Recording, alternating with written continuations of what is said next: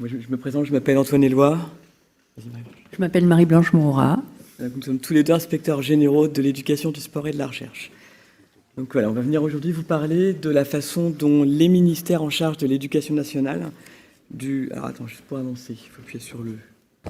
Voilà. Donc la façon dont ces ministères en charge de l'éducation nationale et de l'enseignement supérieur agissent pour la rénovation des diplômes professionnels. Alors aujourd'hui, la rénovation des diplômes professionnels et plus globalement les réflexions en termes de branches et de formation revêtent des enjeux majeurs. Alors évidemment, à la fois du côté des élèves, à qui on se doit de proposer des formations de qualité, attractives, qui leur soient adaptées et qui leur permettent de s'insérer également à plus ou moins court terme, ou long terme, comme ils veulent, au niveau du marché du travail. Mais c'est également, et ça a été débattu ce matin et dès le début d'après-midi, un enjeu majeur du côté des industriels qui doivent conserver, développer et former de nouvelles forces vives desquelles la nation et les industriels ont besoin. Et tout ça dans un monde qui évolue très très vite. Alors vous voyez là qu'on va avoir une double temporalité qui se heurte un peu.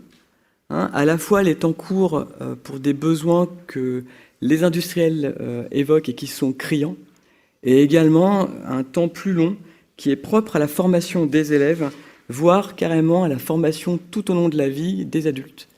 Et il faut trouver le juste milieu entre ces deux temps d'articulation, et on ajoute à cela les contraintes en termes d'enregistrement qu'on a pu évoquer il y a quelques instants. Alors, juste un tout petit mot sur le service de l'inspection générale, en fait, qui on est. Bon, on peut se demander.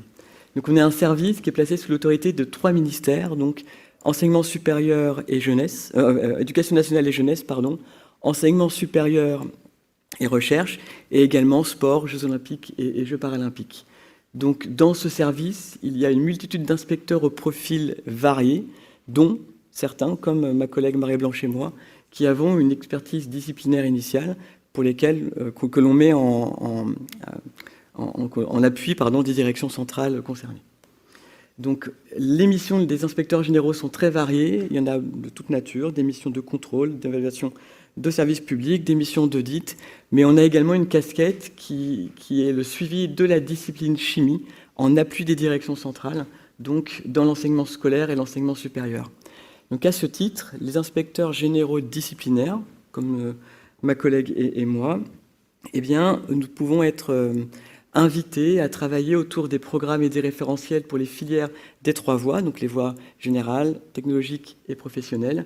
Dans le cas de la voie professionnelle, c'est également pour tout ce qui est CAP et baccalauréat, et également pour tout ce qui concerne les classes supérieures de lycée, c'est-à-dire les CPGE, donc les classes préparatoires aux grandes écoles, et les sections de techniciens supérieurs. À ce titre, on intervient également, dans certains cas, pour les diplômes et certains, les concours et certains examens. Un petit point qui va être important, notamment par rapport à la suite des interventions, des choses qui sont complètement hors de notre champ, c'est tout l'enseignement supérieur qui est universitaire, donc tout ce qui est porté par les IUT, les grandes écoles et les universités, où là c'est l'autonomie des établissements qui joue à plein. Donc nous, ça nous sort complètement de notre champ. Alors, comment on peut évoquer finalement, en lien avec ce que Mme Cabrol a évoqué précédemment, la rénovation des diplômes de l'enseignement technologique et professionnel, c'est ça qu'on va voir avec vous. D'abord, comme j'en ai parlé en introduction, ce qui est important pour nous, c'est de proposer des formations aux jeunes et aux moins jeunes. On a parlé tout à l'heure des reconversions. Des formations qui leur permettent insertion professionnelle et poursuite d'études suivant ce qu'ils veulent faire. On doit considérer les deux, évidemment. Donc, pour ce faire, toute décision, qu'elle soit une décision d'abrogation, donc on supprime le diplôme, avec les conséquences que ça a, dont on parlera tout à l'heure, une prolongation, c'est-à-dire on part du principe que ce qui est fait actuellement convient parfaitement, donc on réenregistre sans modification ou avec des modifications vraiment mineures, ou encore des choses plus profondes, comme des rénovations, des refontes ou encore des créations. Alors, pour ce faire, ces décisions sont prises en CPC après un vote, et pour aider à la décision lorsqu'une rénovation est envisagée, on doit constituer ce qu'on appelle un dossier d'opportunité, qui est élaboré par l'Inspection générale de l'éducation, du sport et de la recherche, avec à ses côtés, elle ne peut pas faire ça seule, on n'a pas la connaissance du terrain, on n'a pas la connaissance des besoins professionnels non plus.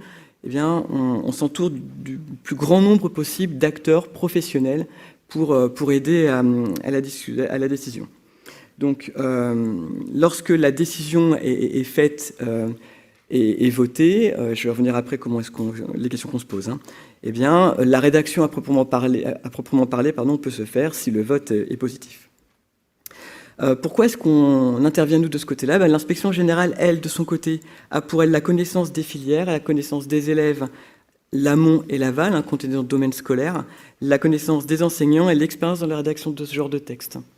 De l'autre côté, on a évidemment besoin majeur des professionnels, parce que là, il y a tout le reste, c'est-à-dire l'expertise des besoins professionnels, des bassins d'emploi, les niveaux de qualification attendus, le contexte professionnel, en particulier aujourd'hui pour ce qui nous rassemble ensemble, c'est-à-dire le défi de la relocalisation de l'industrie chimique. Évidemment, ce n'est pas nous qui allons dicter les besoins que vous avez, vous, sur le terrain.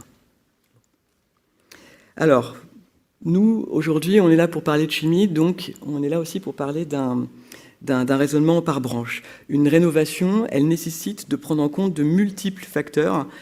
Déjà des facteurs d'entrée. Donc à l'entrée, l'origine des étudiants ou des élèves, d'où ils viennent, ce qu'ils ont fait avant, donc leur parcours antérieur, leurs forces et leurs points de fragilité, autrement dit leurs besoins, et encore également leur mobilité, et on sait que c'est critique, ça, pour la voie professionnelle.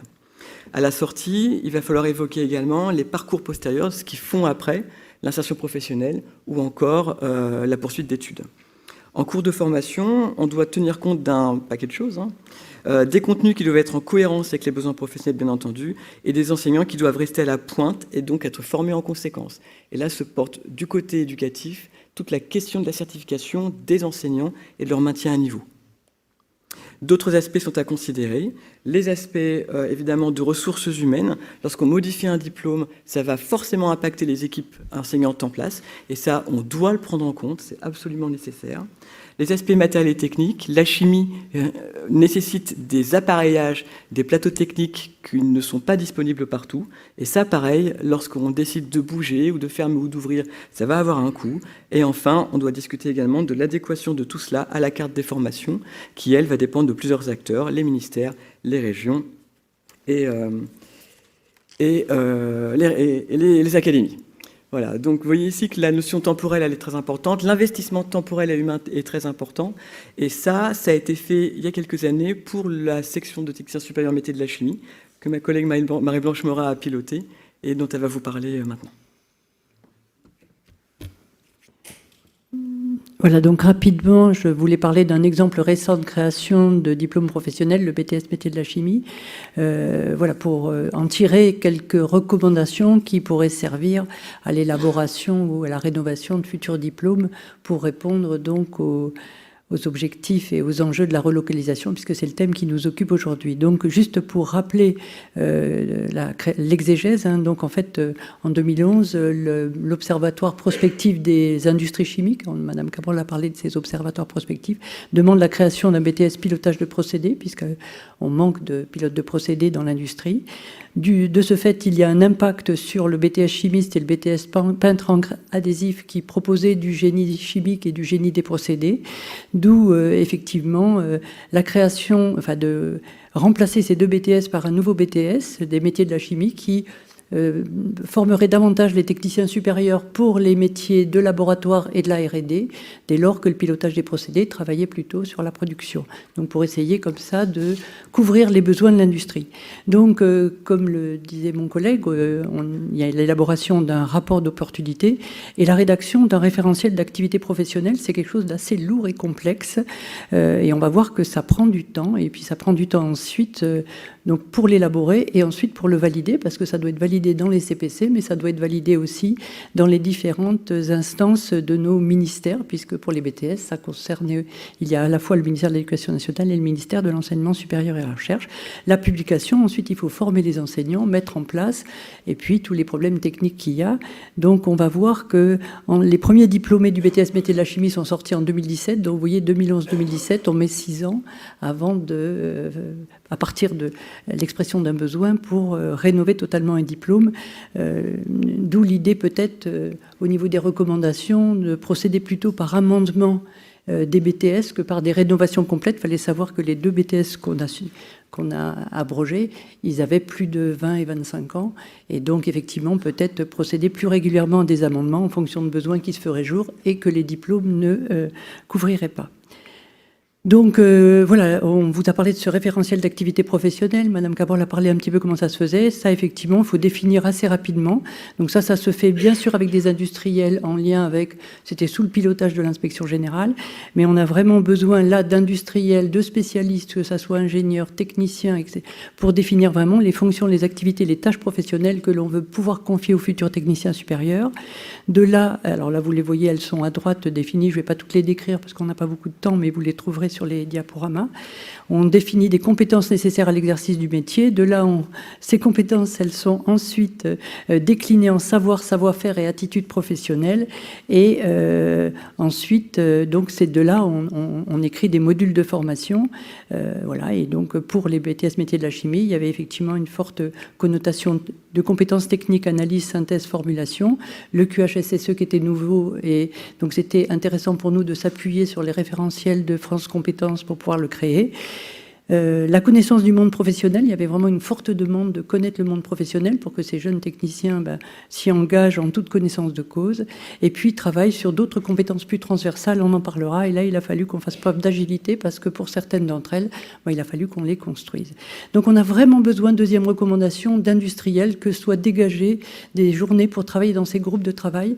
On a eu plus facilement des DRH que des personnes techniques. Les DRH, c'est très bien pour nous fournir les fiches de poste qu'on va lire. C'est vrai que les personnels, enfin des scientifiques, ingénieurs, techniciens, c'est important pour vraiment les tâches professionnelles et les outils professionnels que doivent maîtriser les futurs étudiants. Voilà, donc, et puis il y a les modalités de certification qui sont aussi importantes. Voilà, donc on nous a demandé bien sûr des compétences techniques importantes, notamment dans l'analyse. Ce matin, on a reparlé de l'importance du contrôle qualité dans les industries, enfin, pour la relocalisation. Donc c'est vrai qu'on a développé énormément l'analyse avec les outils de la métrologie donnés par le BIPM, un Bureau international des poids et mesures, avec vraiment c'est devenu des professionnels un peu de l'analyse par rapport à une analyse chimique qu'on avait un peu plus académique mais un peu moins professionnelle par le passé. Et puis on a dû beaucoup travailler la formulation qui était quelque chose un peu dans les peintres anti-agressifs mais qu'il a fallu ouvrir à l'ensemble des secteurs industriels. Voilà, donc ça a été au niveau technique quelque chose d'important. Et après, ce que nous ont demandé, on a vraiment essayé de voir les besoins des industriels. Et ce qui nous a été demandé notamment, c'était des compétences transversales. Alors, je vais rapidement en parler de deux.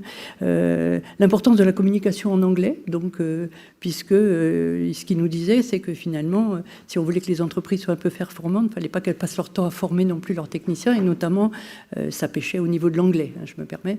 Et donc, du coup, l'idée a été effectivement de mettre des enseignements scientifiques en langue anglaise, de manière à ce qu'au laboratoire ou lors de leur présentation, les jeunes parlent plus facilement l'anglais. Il nous a été demandé aussi de travailler la communication écrite de manière beaucoup plus soutenue qu'elle l'était. On faisait des comptes rendus de TP, mais là, effectivement, on a axé les formations pour tenir des cahiers de laboratoire selon des procédures données, comme c'est fait dans l'industrie, de manière à on obligeait aussi que au moment où les jeunes faisaient des projets ou allaient en stage, les rapports soient rendus très rapidement, puisque dans les industries, ils se plaignaient d'un délai du temps que mettaient les jeunes à rédiger après avoir effectué leurs tâches. Voilà. Donc, on a essayé, en tant que de besoin, on a essayé autant que faire se peut de répondre à ces demandes des industriels. Deuxième demande qui a été vraiment très très forte, l'importance des compétences psychosociales. Ça, on savait qu'on sait faire des techniciens, on sait faire des ingénieurs, mais en faire qui ont des compétences psychosociales, c'était quelque chose vraiment qui nous a été demandé, que ça soit pour respecter les valeurs de l'entreprise ou que ça soit par exemple pour le travail en équipe. J'en donne juste un. Ça a été assez innovant finalement dans le BTS métier de la chimie que d'essayer de développer les capacités à travailler en équipe. Alors, travailler en équipe, on les met très souvent, nos jeunes, en TP, on les met très souvent en équipe. La question, c'est maintenant de regarder comment ils travaillent en équipe et comment ils contribuent au travail de l'équipe. C'est-à-dire que jusque-là, souvent, on les met en équipe et on évalue plutôt le résultat de leur travail ou leur compte-rendu. Et là, il s'agissait de vraiment évaluer leur collaboration aux résultats. Et donc, vous allez voir effectivement ici toutes les attendus de la formation, l'intégration dans l'équipe, le soutien aux collègues dans le travail, la participation à l'atteinte des objectifs, l'information est mise à disposition de l'équipe. Enfin, vous voyez, on a vraiment des attendus importants dans la formation à dispenser pour que, effectivement, ensuite, nos jeunes s'intègrent davantage dans les équipes, dans les laboratoires. On ne travaille pas tout seul. Ce qui est aussi très intéressant, c'est de leur montrer qu'on n'est pas tout seul, que le scientifique, il n'est pas tout seul dans son laboratoire et qu'il est vraiment intégré dans une équipe. Et du coup, il a fallu être très agile, là, pour essayer d'évaluer, parce qu'en certification, il a fallu qu'on puisse évaluer cette compétence psychosociale qui était de, finalement, comment j'inscris mon travail dans un groupe. Et donc, c'est là qu'on a inventé, parce que de temps en temps, il faut inventer, construire une certification qui puisse permettre de l'évaluer. Et ça a été le cas pour celle-là, donc, où une épreuve de 8 heures, où les professeurs regardent la manière dont, par équipe de 3 ou 4, ils répondent à une problématique scientifique. Ce n'est pas tant le résultat de la problématique que dans la manière dont ils vont se répartir le travail, communiquer, etc. Voilà, donc on essaye de répondre au mieux aux besoins, et c'est pour ça qu'il faut qu'ils soient exprimés par les industriels. Voilà. Dernier point sur lequel je voulais insister, c'est vrai qu'on a largement parlé des problématiques de vivier.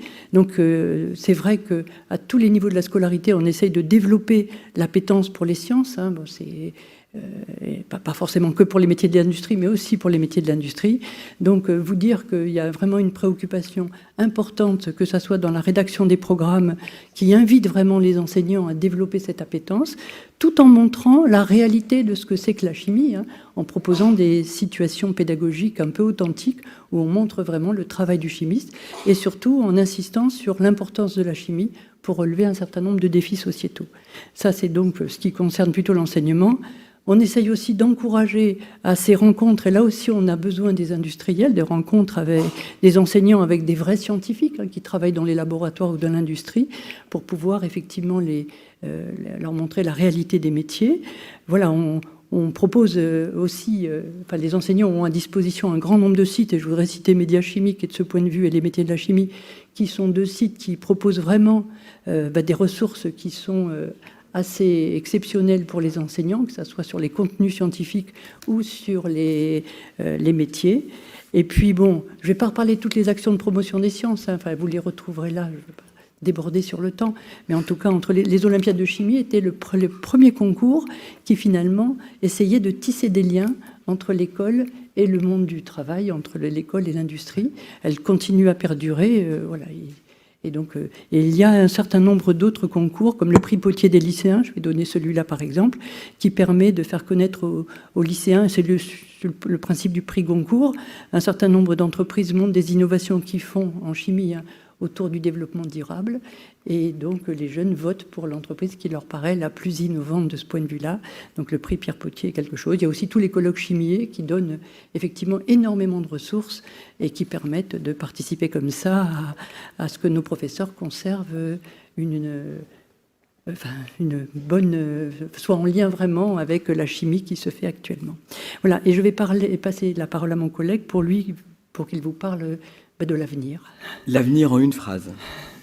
Voilà, je vais pas déborder beaucoup. J'ai droit à 2 phrases pour l'avenir. Alors aujourd'hui, la branche chimie, merci Marie-Marche. La branche chimie en termes scolaires pour la branche professionnelle. Donc nous avons les diplômes de niveau 3, donc CAP, ce que Madame Cabrol évoquait tout à l'heure, donc complété technique de laboratoire. Je vous ai mis la date de la rénovation du référentiel, donc 74.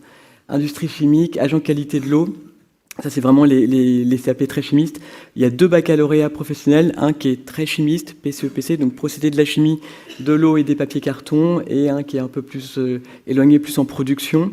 Ces 2 bacs pro sont dans une famille de métiers qui s'appelle métier du pilotage et de la maintenance d'installations automatisées, dans lesquels le mot chimie n'apparaît pas, donc ce qui n'aide pas beaucoup peut-être à l'orientation.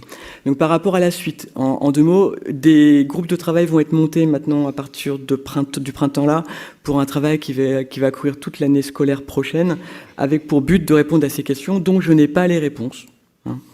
qui sont: la formation est-elle adaptée aux besoins en termes de contenu, en termes de certification? Est-elle bien implantée sur le territoire? Répond-elle aux besoins en termes de bassin d'emploi? Faut-il repenser les modalités selon lesquelles la formation est dispensée en termes d'apprentissage ou de formation à distance?